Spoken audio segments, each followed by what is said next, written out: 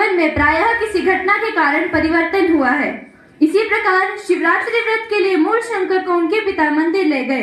वहां उसने देखा कि चूहा मूर्ति पर चढ़कर खाद्य सामग्री खा रहा है। उन्होंने सोचा, नहीं कर सकता। वह कैसा शिव? पिताजी, जो चूहे जैसे जीव से अपनी रक्षा नहीं कर सकता, उसकी पूजा हम क्यों करें? पुत्र, तुम अपना ध्यान मत भटकने दो और ओम का जाप करो। बालक ने पिता की आज्ञा का पालन तो करना चाहा, परंतु उसका चित्त एकाग्र नहीं हो सका। उनका मूर्ति पूजा से विश्वास उठ गया। यह मूर्ति भगवान नहीं हो सकती।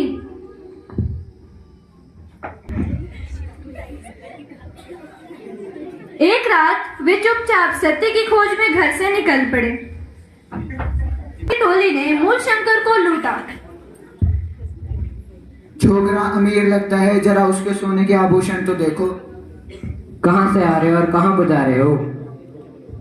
मैंने वैराग्य ले लिया है और मैं सच्चे गुरु की तलाश में जा रहा हूँ। बच्चा, वैरागी को ये आभूषण शोभा नहीं देते, इन्हें त्याग दो। मूल शंकर सब कहने उन्हें देखकर आगे बढ़ गए। बड़े प्रभावित हुए। उन्होंने उनका प्रेम पूर्वक स्वागत किया। वहां ठहरकर मूल शंकर ने देखा कि धर्म के नाम पर अधर्म हो रहे थे। मूल शंकर, इस मठ के मठाधीश बन जाओ। मेरे बाद मठ के स्वामी तुम ही बनोगे। महंत जी, मेरे परिवार में धन की कमी नहीं है। मैं तो केवल सत्य की खोज में घर से निकला हूँ। ज्वालानंदपुरी नामक दो योगियों के सानिध्य में पातंजल योग सीखा। दोनों योगियों ने योग के सिद्धांतों का ज्ञान तो कराया ही और साथ में व्यवहारिक साधना का भी समुचित प्रशिक्षण दिया। मुझे सत्य की खोज है। मैंने वेदांत और योग आदि का अध्ययन किया है और शाश्वत ग्रंथों से संस्कृत व्याकरण भी पढ़ा है, फिर भी मुझे कहीं शांति नहीं मिली।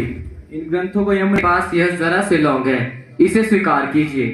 दयानंद, इस दुखी संसार को वेदों का संदेश। अरे भला एक राजा का नाचने वाली के साथ कैसा संबंध? ये फकीर बहुत गड़बड़ कर रहा है, इसका मुंह बंद करना ही होगा। जगन्नाथ, तुम कहाँ जा रहे हो? मैं स्वामी जी के पास जा रहा हूँ। क्या तुम मेरा एक काम करोगे? उसके लिए मैं तुम्हें सोने की अशर्फियां दूंगी। जी, आप काम बोलिए। दूध में ये जहर मिलाकर उस स्वामी को पिला दो। क्या यह कार्य मुझसे नहीं? स्वामी जी के दूध में जहर मिलाकर जगन्नाथ द्वारा पिला देने पर स्वामी जी के पेट में भयंकर दर्द होने लगा। प्रातःकाल डॉक्टर अली मर्दान खान ने इंजेक्शन व अन्य दवाओं के द्वारा स्वामी जी के शरीर में और विष प्रवेश करा दिया।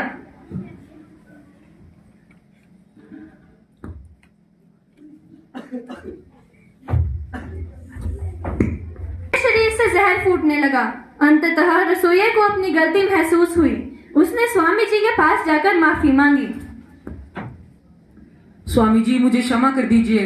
मुझसे बहुत बड़ा अपराध हो गया। मैंने आपके दूध में शीशा युक्त जहर मिला दिया था।